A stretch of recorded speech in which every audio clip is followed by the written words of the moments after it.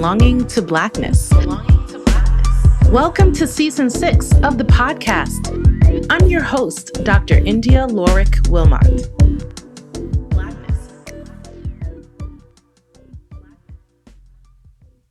Good day, good people.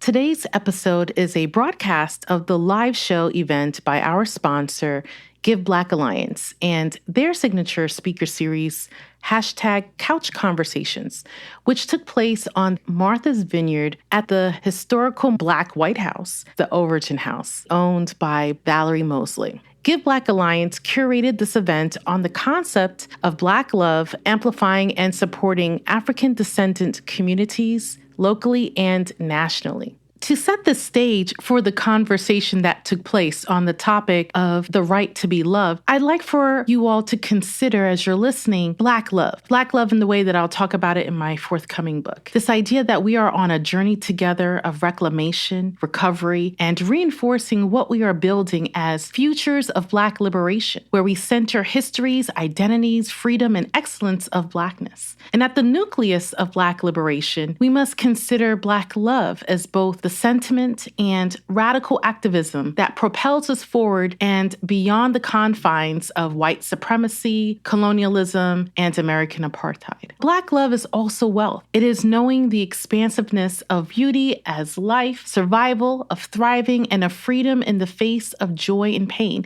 And this knowing also comes from the stories we tell and the radical actions we take.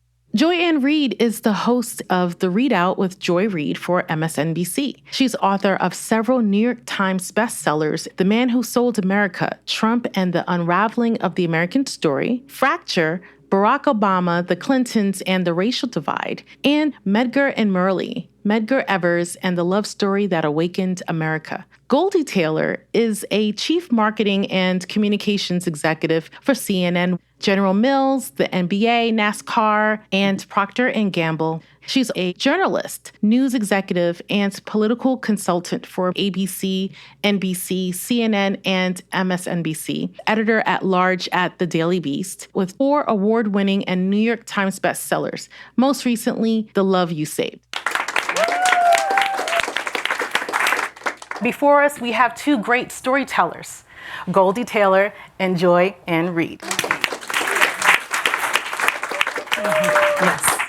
So to kick us off, I would like to ask, as journalists, best-selling authors, public intellectuals, who or what have inspired both of you to pursue careers in journalism and to utilize political commentary to educate, to problem solve, and to heal the public? First of all, let us say thank you for gathering us in this place and for extending this invitation. I know that Joy and I have spent a lot of time in love with one another, with our craft, and with the audiences that follow us. And I just cannot tell you how grateful I am, and I know that she is. Joy's road started differently from mine, as they would, but I grew up in a town on the east bank of the Mississippi, East St. Louis, Illinois. And that's where hope went to die. But what we had in our town in the 70s, early 80s, was an awful lot of love swarming around there. But my grandmother, Alice, was a baseball fan and a news watcher, and Walter Cronkite and reading the St. Louis Post-Dispatch. But every evening she'd turn on the news, and there was a Black woman in St. Louis in the 70s as an anchor. Her name was Robin Smith. And Robin Smith wore her hair in the same way every night, this ball perfectly on atop her head, and she had the most incredible diction. I swear she'd gone to elocution school or something somewhere. But the way that she presented our stories, her story, I wanted to be that. That was the reflection of success that came into our household every night. That was the reflection of love that I saw, and I wanted to be that every day of my life. Just so happens I went to the Marine Corps and they made me that. Didn't have money for college, so they gave me J.D. Vance's job in public affairs. But you did it better. So I was a public affairs specialist in broadcast journalism. They heard me talk. And I've been in that job every day since, like Joy, and she'll tell you the story of the woman who gave me my shot at MSNBC, Yvette Miley. who I was working at the griot trying to help turn around a website and do some things. He says, you know, you wrote this blog that Rachel Maddow wants to see. And it was called Show Me Your Papers. Maddow had me read it on air, talking about Donald Trump and Barack Obama's birth certificate. I never looked back. So that is what inspired me, was one, seeing Robin Smith, but two, there was an issue that you just couldn't be quiet about. And so that's what kept me coming back again and again, that there were just too many important issues that I just had something to say about. Yeah, Robin Smith. First of all, I just want to give honor to the family of this home, Ms. Val and Bernard. They are their own love story, which is incredible. I just also think it's cool to say, I know an astronaut. We'll repeat that a lot. And a financial wizard. I mean, I'm like, I know cool people. I like, right? We have cool friends. Oh, no, absolutely. You be bringing me to the right place. I want to thank Miss Bethia, Miss Carter. Y'all say, hey, Miss Carter. Hey, Miss Carter. Hey, Miss I want to thank you, India. And also, this sister right here, we have been friends since the same person that Goldie mentioned, Yvette Miley, brought us together, because Yvette is who brought me to the griot. She did. And I think it's a testament to the fact that Black women in powerful places do their best work when they add other Black women to powerful places, that they bring us in. And it was Yvette that also brought me in, and she brought me up from Florida. I had actually quit the very station where she built her career. Yvette Miley built her career at WTVJ. I was working at WTVJ when I was sitting inside of that newsroom, and my newsroom cheered when we dropped the Moabs on Iraq. And I called the person in my love story, Jason Mark Anthony Reid. He had heard this thing before that I said, I am quitting this job. I can't work here. I can't work around an industry that is celebrating war. And I was deeply against the Iraq War. I had almost actually gotten fired for writing an op-ed against the war when the Miami Herald's first Black op-ed editor accidentally put my WTVJ email on my op-ed, and they tried to fire me. But an old craggy white guy working at the station who was like kind of a mentor to me went and said, you cannot fire her. She has a First Amendment right. So, you know, this is very opposite of Yvette Miley, but also somebody who was willing to advocate for me. Ike Siemens. And he talked like this, and he said, you cannot fire that woman. And so having those kinds of support systems, I think, are part of what inspired me. But I will say my person that's the equivalent of your anchor was Gwen Ifill. Gwen Ifill. Because when I was growing up, there just weren't people who looked like me on TV doing the news. And I was a news junkie. I was, you know, Val and I talked with her, I was a news junkie. I loved news. I was interested in it. But everyone who was giving me the news were white men. And, you know, I love Ted Koppel. I mean, the first time I met Ted Koppel, I fangirled out. And he was like, well, you're weird. And I was like, because I was so excited. Like, Brian Williams tell you. You're right. Oh, but Brian Williams. I followed him around the building. Brian used to come into WTVJ, and he would walk over to where I was a digital news editor, and no one ever listened to us, the digital folks. And he would stand over and say, well, what do you do? And I would tell him. He was very nice to me. But Gwen Ifill was this rare Black woman with hair like mine and looked like me, and I was just so enamored of her and enthralled with her. When I finally met her in 2015, I'm thankful I did get a chance to meet her before she passed too young. I literally was in Selma, Alabama. With Melissa Harris Perry, because I was her sidekick when she used to do her TV show. And I'm there, and I see, and I'm like, that is definitely Gwen Ifill. And of course, I had no good sense, so I started running across the street, regardless of whether there was traffic coming. And I ran across the street with my arms open and said, Gwen Ifill, you're my idol. And instead of her thinking, weirdo, she opened her arms and she gave me a hug. She gave me the biggest hug and was so kind. I literally almost busted out crying in the middle of the street. And I told her just how much she meant to me and her presence in this industry meant to me, because I was trying to come up in the business. So I would say what inspires me are these people who are willing to reach out and embrace those of us who have an aspiration and they can see something in us that's actually worth developing. What aspects of your career are emblematic of activism over advocacy, and particularly as Black women in the media? In August of 2014, I was doing housework that Saturday, I was sweeping floors. You know, you just want to prune the house and you want to clear your mind. And it was just a day that I could just clean up. The children were gone. The grandbaby who's here in 11, she was somewhere but not in the house. So I'm cleaning the house. And I'm always on social media. And I started getting tweets from family at home in St. Louis. A picture flashed across the screen of a young man who had been shot. And he was still in the street. And that he'd been there for several hours is what they were telling me. And then my aunt was calling, and cousins from Ferguson. Ferguson was my home of record before I went to the Marine Corps. My sister lived there, and I used her address because I didn't have one. But I just kept getting these calls, and Joy will tell you that my emails into the network were frantic, and that something bad was happening at home, and that this wouldn't stay local, that this boy was unarmed, is what I'm being told. I'm told that he had his hands up. I am told that he has been there uncovered, and that, you know, they haven't taken him away, and that the coroner hasn't come. And I'm told that the streets are going to erupt, and that they are waiting for sundown. I had been on CNN, HLN, MSNBC every day, twice a day for I don't know how long. I'd done Real Time with Bill Maher. I'd done Oprah Winfrey. I'd done Dr. Phil. I'd done a lot of media to that point, but I was always in the position of being an analyst, of giving a perspective and analyzing the issue, and this is how it plays in middle America, or bringing a personal, but it was always about deep analysis. That story changed everything. That story, I flipped from analyst to activist. And I found my way very swiftly into social justice journalism, which at the time they said was an oxymoron, that you couldn't be a social justice activist and be a journalist. Well, there were people like DeRay McKesson and I who were proving that to be false. And Brian Williams would tell you, as he told me, there's no such thing as an objective journalist. Everyone brings a lens. As Brian said, why should you be forced to leave yours at home when we bring ours every day?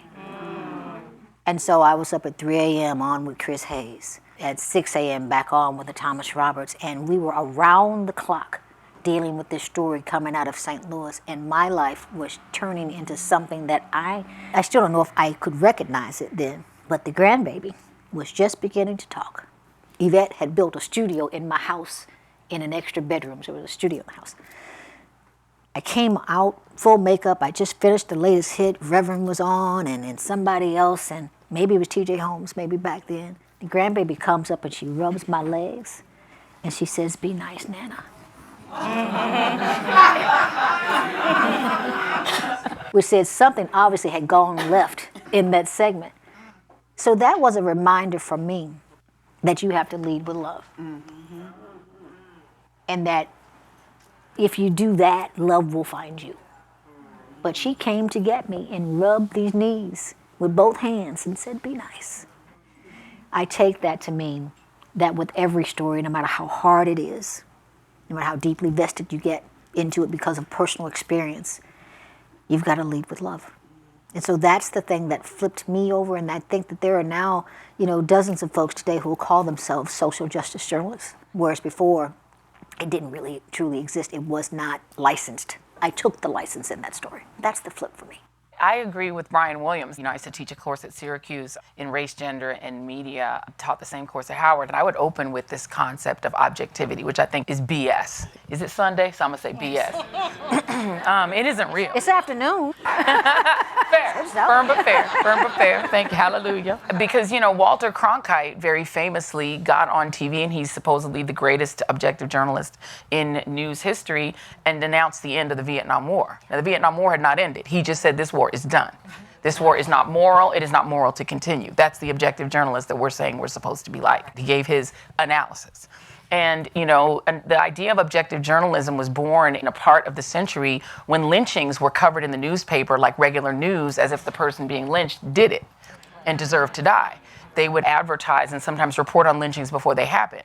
And Ida B. Wells was very clear that there is no such thing as objective journalism when your objectivity is that this dead person has no family, had no right to live, has no love, and no one loves this person. This person doesn't matter. This is a body that you can string up in a tree. Mm-hmm. And so to me, what Ida B. Wells said journalism is what I believe it is. It is advocacy, because it's advocacy for the truth, it's advocacy for facts. Goldie knows I was on the Black Lives Matter beat from Trayvon Martin on. Yes. Because I was a Floridian. I'm not really a Floridian, I'm from Brooklyn, New York. I don't really claim Florida like that, but whatever. But I lived there for 14 years. 2 of our kids were born there, so I had lived in Florida. My first sort of real touch of this was in 2006 when a 14-year-old boy was beaten to death in one of Jeb Bush's boot camps in Florida. And we did that. That's how I met Ben Crump.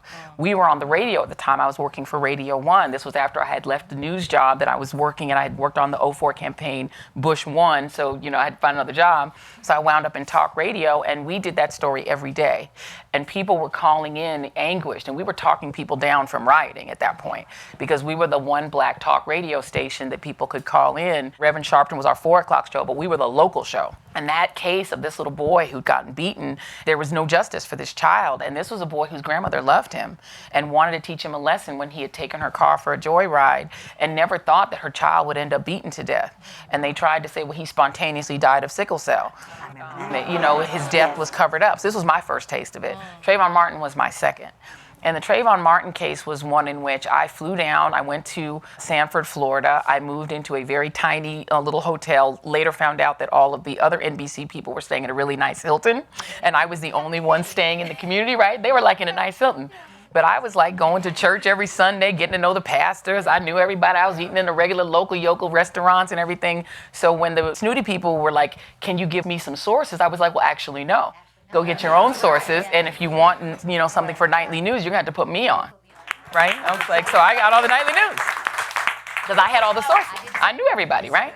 The way that I approached that story was my purpose was to get to know the family. Yeah. Because what happens with these Black Lives Matter cases is these people become hashtags, and no one knows them. The way that I've done this journalism thing is that I want to know the mom. Mm-hmm. I want to know the dad. I want to know the sisters and brothers. I want to know the family. And that can be very painful. I mean, I sat in a church service for Trayvon, and they sat me on the front row because the only way that his mom would talk is right after the service. She didn't want to talk at any other time, and she didn't want to talk to anybody. And she really wasn't doing interviews. So I had to sit there and try to not cry through a service for a child who people were trying to portray as a beast and a monster and lying about him as if he wasn't the one screaming for help, as if that high-pitched voice was a grown man who was literally training for WWE and was a bouncer. That guy with the gun, the guy that chased the little boy, he's the victim, he's the one screaming. The whole case was a nightmare, as Goldie knows. It was a nightmare, and I was approaching it as a mom that had kids his age. And I did not see anything wrong with bringing that to the table because somebody had to humanize this boy. There you go. This was somebody's child.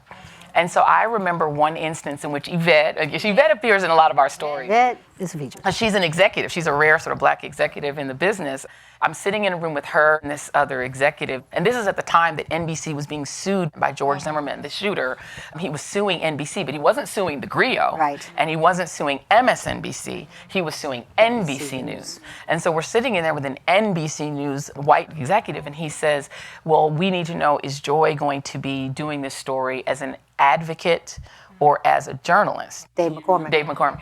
And I opened my mouth and began to get fired because I was about to say something that was going to make me have to change jobs again. It's funny that I could tell you who was in the room. You knew who it was, right? I knew whose room. Yeah, and I opened my mouth and began to speak, and she knew me well enough and had known me long enough that she cut me off and said, Joy is doing excellent journalism on this, and as you've seen, her entity, the Griot, is not being sued. Right. Yours is. Yours is. Right. And so she stopped me before I said the thing that would have lost me my job. So, I mean, I think there is no difference. We come at this because we have a love of humanity. We are people who are here in advocacy of the truth and of facts and of journalism, but also of people, and we have a unique ability to humanize our people, our families, our kids. That 12-year-old boy, Tamir Rice, was 12, and people were calling him a man. People were saying the man that was just... Wheels hadn't stopped rolling on the car Before the cop was out? It was a drive-by. You know, the media was talking about him. I remember getting in a huge fight with Standards and Practices because they didn't want me to be able to say his 14-year-old sister who ran over to her brother and was tackled by the same cops that just shot her brother. They didn't want me to say that was a girl. Right. They were like, we don't have I was like, what do you mean you don't have objective facts? It was a girl. They didn't want me to say she was tackled. They wanted me to say, what is it? The subject was taken down by the officer, to use the officer's language. Right. So they want me to use the language of the killers. Right. And we got in a whole fight, and I said, this is not objectivity, it's bias. You're pro-police bias. And it was a screaming match. This is the fights that we have behind the scenes, is that we are trying to tell the truth and do the facts, but that doesn't mean we don't have a soul. You both speak in very similar ways the humanity aspect of our Black love. Again, capital L for the love. Understanding that when it comes to the importance of Black and brown lives, not just here stateside, but abroad, we need to be able to be activists to ensure that the freedoms, the excellence are held steadfast. Your book, in many ways, is a love letter to Myrlie Evers. It was important to highlight both Medgar and Myrlie. My perspective was that it's a meditation on Black womanhood, and particularly on the evolution of Black love in Myrlie Evers' work. She was a bit of a reticent leader because the heaviness civil rights and social justice can have, not only on your marital life, but your family life as well. So in addition to amplifying the importance of Medgar Evers' legacy, what was the impetus for highlighting Myrlie in this book? Particularly around this notion around gender and nurturing, healing, pushing forth their husbands' efforts even after their deaths, as we oftentimes see in the historical record around Coretta and for Betty. Thank you for that question. The impetus for writing the book was Miss Myrlie. Meeting her in 2018, when I finally met her in person, I'd interviewed her remotely, but when I met her in person, she's such an overwhelming presence. We were in LA, the panel was Maxine Waters and Myrlie Evers Williams. Pretty heavy panel. After the panel, we were just chatting. She brought me a newspaper article about myself and asked me to sign it, and I nearly fainted on the floor that she wanted me to sign up the thing for her. Just got to chatting, and she started talking about Medgar. And she said, Medgar Evers was the love of my life. That's how she speaks. And I was like, oh. And I said to her, Miss Myrlie, this man has been dead for nearly 60 years. You were talking about him like a giddy schoolgirl, but that's still the intensity of her love. Myrlie Evers Williams was only with Medgar a total of 11 years. She is 91. Right. 11 years of her life were the most significant period of her entire life, and actually framed the next 30 years of her life, because she spent 30 years hunting that man to make sure that the killer went to prison. 11 years is all it was.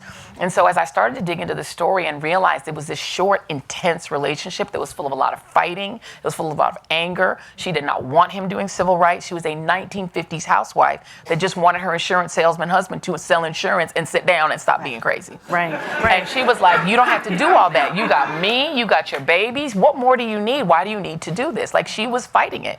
And she didn't get on board really until the last year of his life. He wanted to integrate Ole Miss. She saw people get lynched for integrating Ole Miss, get thrown in prison on fake charges for trying to integrate Ole Miss. But he wanted to be Thurgood Marshall. He wanted to go to law school at Ole Miss.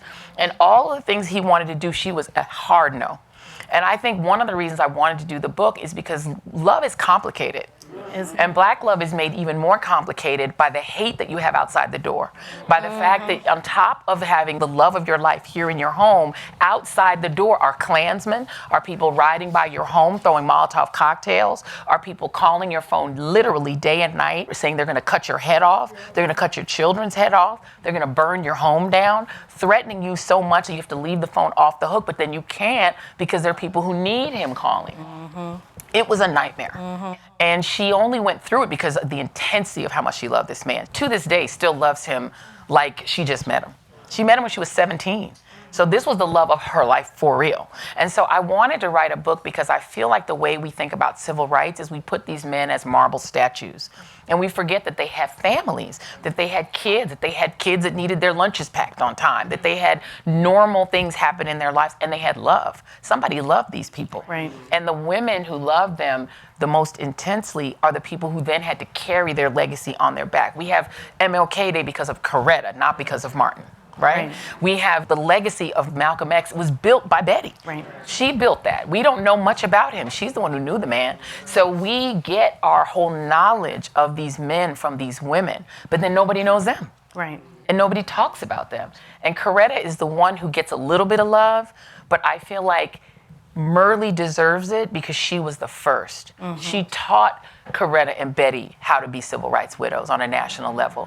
Nobody taught her. She had to do that by herself. She built the model that these other great women followed. And what I appreciate about your book too, not only did you do an excellent job in really making that particular point, right? That these women are not way back when their husbands were alive. They were side by side and then continued it even further than they had even anticipated. And I love what you did in terms of telling the story about the ways in which Betty and Coretta and Myrlie came together in solidarity and try to find joy, even though they had a shared experience of pain and heartache and loss in that particular regard. Well, I mean, that's another kind of love, right? Sister love, the group chat love. You know, they were the group chat before the group chats. And, you know, you think about it, where we're sitting right now, think about the people who've been in the space we're sitting in right now. Absolutely. We're sitting in the Black White House of Martha's Vineyard, right? This is where people like Dr. King, like Malcolm X could come and gather. But when they were gathering their spirits at home, they were with these women and with their children. And so that family love is a part of the story of civil rights. The sister love of the women who had to then bond together to get through the worst thing that's ever happened to them. I mean, thank God that they had each other, Dr. Betty and Coretta Scott King and Myrlie. They would get together and scream. They would get together and share recipes and how do we feed all these kids. They had 13 children between them. And they had to figure out, how do we raise these kids? No one else understood, because everybody else was a housewife with a husband at home. And nobody really understood it. They couldn't just go to the garden club and talk to the girls in the garden club because they didn't understand what it was like to be a civil rights widow. And also the people around them were also afraid their husbands would be next. And so there was a little fear of being around them. There was a little nervousness being around them. So people weren't as comfortable, but they were comfortable with each other. So I wanted to tell the story of these women too and the love they had. When you talk to their kids, they love each other as sisters too, because they grew up under this incredibly awful, unique circumstance. And not all your girlfriends are your sister friends, Right. right? That's right. So Goldie, The Love You Save is a poignant memoir that is ultimately a call to action for communities, to look within for overcoming trauma, for healing, for supporting resiliency of self and of one another. Do you think we need the love of others to accomplish the things that our communities are setting out to do, politically, socially? You mean outside the community or from within inside the community? Because there are two things. Well, let's speak on it. Anyone who's heard me talk for more than 5 minutes at a time knows that my life was marked by a string of traumas. My father was murdered when I was 5. I was assaulted by a boy in our neighborhood at 11 and then left with an aunt. I tell the stories I tell through the lens of those experiences. But if you read my memoir, you see that there is this strife and these things, but there's also this amazing system of love around me by people who otherwise you would think would harm someone. But for me, an aunt who was a brute took me in and made sure I got to speech competitions on time and into choir, and that I got the essays done, and that I was able to prepare for this competition or that one. The older cousin, who was more than a brute, a physical brute, made certain that there was enough gas in the car to get me up to Madison, Illinois, so I could win that statewide speech competition. There was these other things happening. I was my mother's trophy, I tell people. She could go and tell the people on the job, would look what my child accomplished today. And so there was this unspeakable level of love that surrounded us even in the times of trouble. Even in the ditch, it was there. And we saw ourselves and our family as a reflection of that other community. That whether or not we loved ourselves, whether or not we did for ourselves, really depended upon whether or not we thought that other community would approve. And so diction was a thing for me because I needed to speak well if I were in front of my mother's employers. There were these things that we needed to do to showcase things to the outside world. My life was one that I decided maybe a little earlier on that I didn't care about the lens anymore. And it was a shock for family, a shock for mother, a shock for uncles, a shock even for teachers, that I decided that I was going to do this sort of maverick thing and go carve out my own way. You see that happen in the book, this line of self-education, that if no one was going to teach me about Baldwin, I was going to find him for myself. And so I did. If no one was going to teach me how to formulate quadratic equations, I was going to figure that out for myself. And so there was this self-taught thing coming. But something happens when you start to love on you like that. The other folks come around too. And they join in the pushing and the pulling and the love that you need to get where you're going. That isn't always true for the outside eyes. I haven't always found it really to be true. But I wrote The Love You Save, one as therapy for me, because I needed to tell myself what happened. But I had a friend, and Denise is here, our friend Darlene, said, please write about the joy too, because every day wasn't bad. And that's how the book got its name, The Love You Save. What you put off to the side of things. And so that's really where my story started, was learning how to love me enough to do it for myself. I think that lasted well into our careers. How we have regarded executives both inside and outside the company, how we have used our voice in our broader communities. I think it's marked nearly everything that we've done, because you too are self-taught. When you do love, love comes. But in your opinion, how do we activate Black love in our philanthropy? Because Black love is Black wealth, right? That is such a great question. I think the foundations of philanthropy are you decide, well, what it is that I love and care about enough to do the work that it takes to fundraise. It's not easy. It's putting yourself out there. It's taking risks to have conversations with people that may not understand the basis of what you're trying to do. So I think that the way we activate it is just to really focus on what you're passionate about, what you love the most, because then it's the easiest to actually explain to people why they should get involved and why they should support what you're doing. Because if you're just sort of half-hearted about it, doing it because you think you have to, I'm not sure that you're the best advocate. Medgar Evers obviously was in love with the idea of first-class citizenship for Black people. Why bother? Why risk your life? Why get in fights with your wife? You could just have a nice life and sell insurance. And so, but he loved and was passionate about us. He loved us. He just loved Black people. And he loved the idea of Black people deserving to have a regular, normal life and the basics of citizenship. And he didn't care whether the outside loved us or not. Oh, he didn't care. His love for us was far more powerful. It was literally sui generis on its own, and it didn't need white approval. And his whole purpose was, I don't need us to change.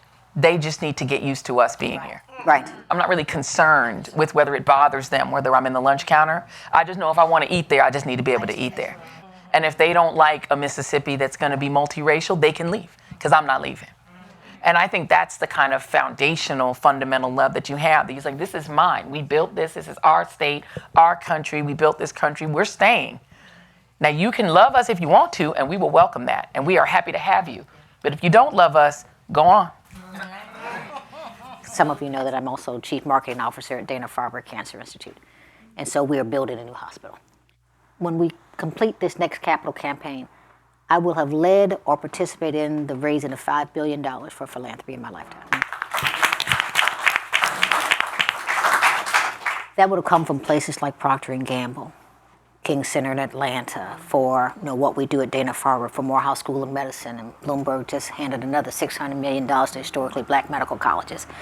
I was partly responsible for the first $100 million he brought in several years ago. And so fundraising, philanthropy on this side is what I do. I bring in much more than I give out. The key to the success of that, in raising it particularly from Black and brown communities, is to understand what it is. Philanthropy for us isn't always writing the check. It's the cup of sugar your neighbor gave you when you were running low. It's the half box of Cheerios that was left over that your children needed to get. It is the $2 extra in gas to get to the job place. We are a giving community. It is the tithing on Sunday morning. It is the extra sack lunch that you make because you know that your child's friend didn't have a lunch that day. And so it is how we give to one another. We are a benevolent community. And so if you begin to understand that our love is in action, the raising of funds from it becomes easier to sell you on. You have to get into what my passion is. And what my passion is seeing my neighbor, my sister, my friend do more with what they have. So we don't just write checks because we're going to give money to UNICEF because there's this faraway idea. When we give, it's something way up close. It's so that I can see my brother, my sister, my other make a better way, a more powerful way. And to those who have the wherewithal for whatever it is that you are asking for. So I can't be Kamala Harris and say, yes, I need to win this campaign, but I'm going to keep emailing you every night that I need you to give me $1,000. I need you to give me $1,000. She asked for 64. She asked for the thing that is doable. And then she shows you what the consequence was for your $64. That's philanthropy. I need to be able to see and feel the action, and I have to make it feel personal. It has to be a personal thing. Thank you so much, Goldie Taylor and Joyanne Reid, for joining us here. It's a special edition of Couch Conversations and special episode to Belonging to Blackness. Thank you all for being here and communicating with us. I would like to give a special thank you to our sponsor, Give Black Alliance, and its president and CEO, Bathia Karcher. If you enjoyed this episode, please share it with others and be sure to subscribe. Find us on my website, www.indialoricwilmot.com. Follow us on IG and Facebook at belongingtoblackness_podcast for the latest fashion and accessories. Visit www.shopbelongingtoblackness.com. Thanks for listening. We'll see you next time.